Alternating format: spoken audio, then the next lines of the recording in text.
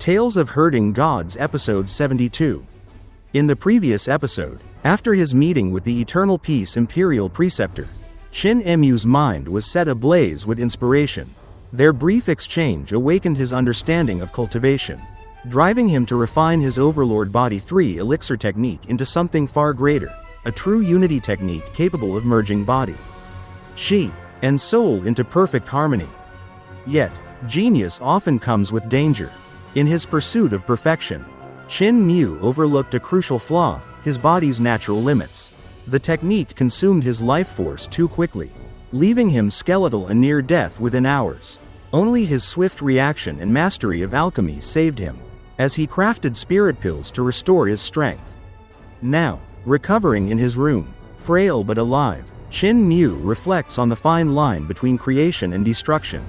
Power without restraint can devour its master, and as he opens his eyes once more, the lesson lingers in his heart. Meanwhile, his loyal companions, Linger and the dragon Qilin, rush off in search of food to replenish his energy. And the story continues. The dragon Qilin dived into the lake and stirred up waves. On the surface, a Taoist hurried over, furious, wielding his horsetail whisk. With a shake, countless threads scattered down like a massive fishing net, trying to catch the dragon Qilin beneath the water. But with a thunderous rumble, the lake erupted. The Taoist gave a grunt as his whisk was torn apart, leaving only the handle in his hand. Realizing he was no match, he turned tail and ran, shouting threats about royal punishment for bathing in the Jade Dragon Lake of the Imperial family. Moments later, the scholars of the Imperial College were just leaving the Hall of Pure Yang after Taoist Ling Yun's lecture on Qi cultivation when they froze.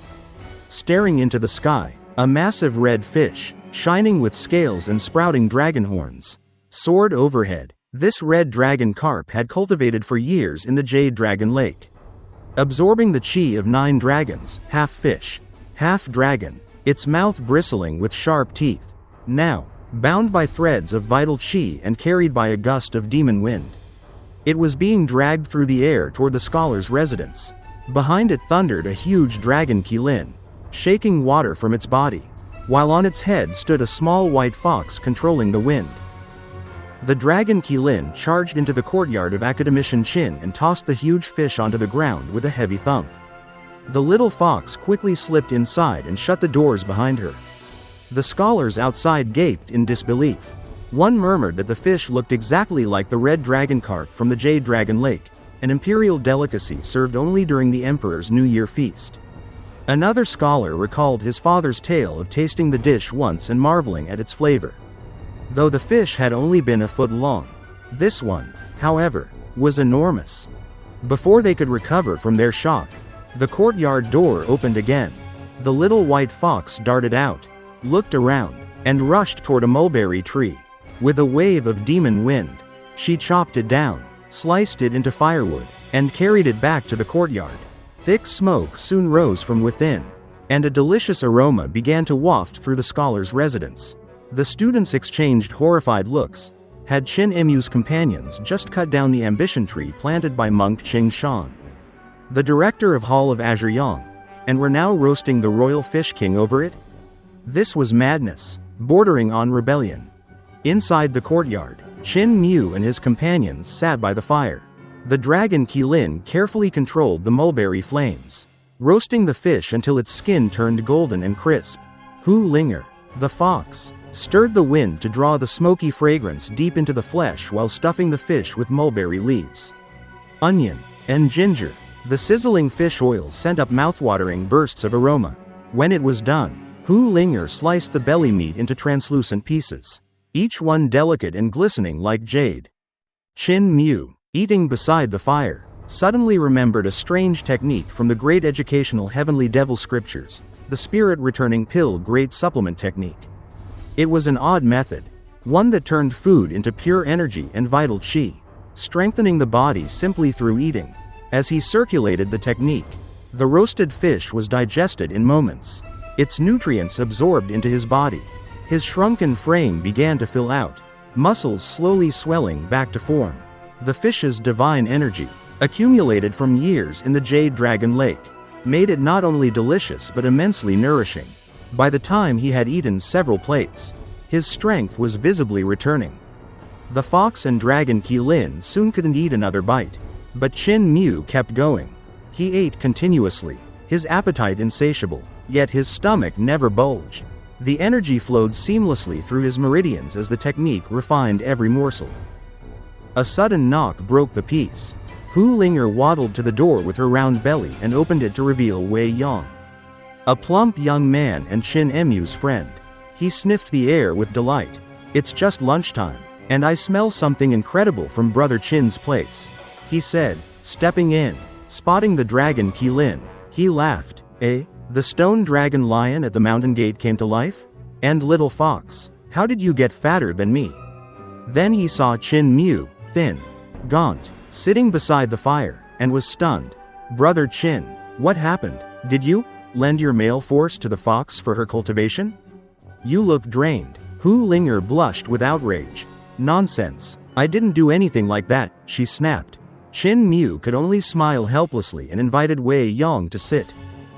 Wei Yang tore off a chunk of fish meat and nearly choked from its slippery tenderness.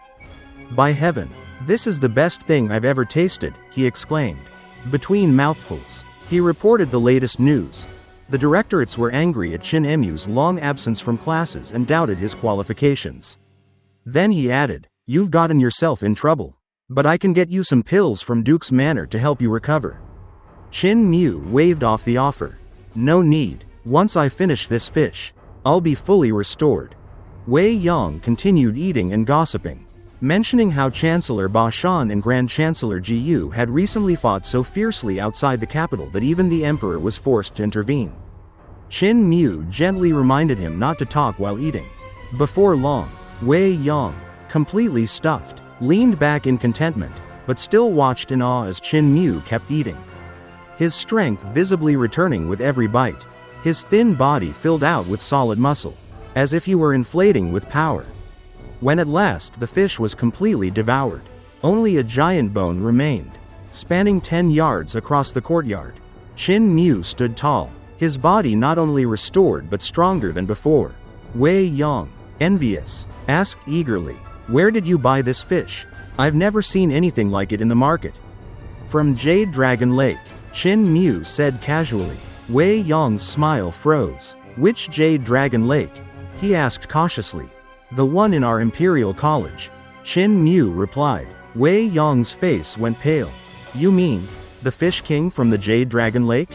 Hu Linger nodded cheerfully. "Yes, Big Dragon caught the biggest one he could find." Wei Yang's knees nearly gave way. His gaze swept over the courtyard, noticing the chopped branches and leaves scattered everywhere. He swallowed hard. "And the ambition tree outside? The one that's now a stump?" Hu Linger blinked innocently. "That tree? Oh, I didn't know it had a name." Wei Yang's face turned ghastly white. Trembling, he staggered backward and muttered in horror, "Chopping down the ambition tree to roast the Fish King of Jade Dragon Palace. Even if I had a dozen heads, it wouldn't be enough for the Emperor to chop off. I was never here. I've never been here. Never been here." And that wraps up this episode. In this part, we saw Qin Mu and his loyal companions, the Dragon Qilin and the clever little fox Hu Linger, unknowingly turn the Imperial College upside down. What began as an innocent moment of fun quickly escalated when the Dragon Qilin plunged into the Jade Dragon Lake and caught the mighty red dragon carp, one of the royal fish kings guarded by imperial decree. Without realizing the enormity of their act, the trio proudly dragged the enormous creature back to the scholar's residence. Then came the real chaos. They chopped down the ambition tree, a sacred symbol of scholarly pursuit, to use its wood for roasting the fish.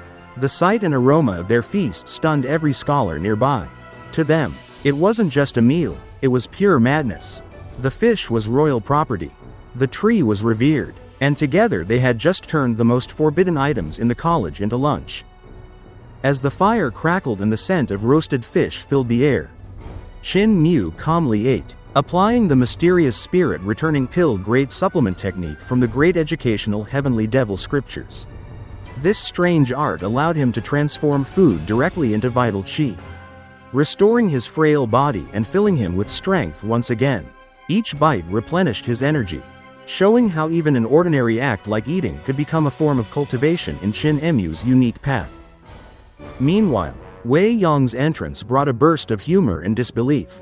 From teasing Qin Mu about his appearance to realizing the terrifying truth behind the meal, his reaction captured the absurdity of the moment perfectly.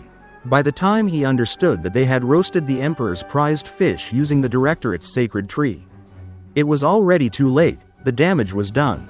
His final words, trembling and pale-faced, summed up the situation. He wished he had never been there. This episode beautifully balances humor, tension, and Qin Mu's ingenious yet reckless nature. It shows how his creativity and courage often walk a fine line between brilliance and disaster, traits that make his journey so unpredictable and fascinating. If you enjoyed this episode or found it interesting, don't forget to like the video and subscribe to the channel to get notified about the latest episodes in Qin Mu's extraordinary adventure. Thank you for watching, and see you again in the next video.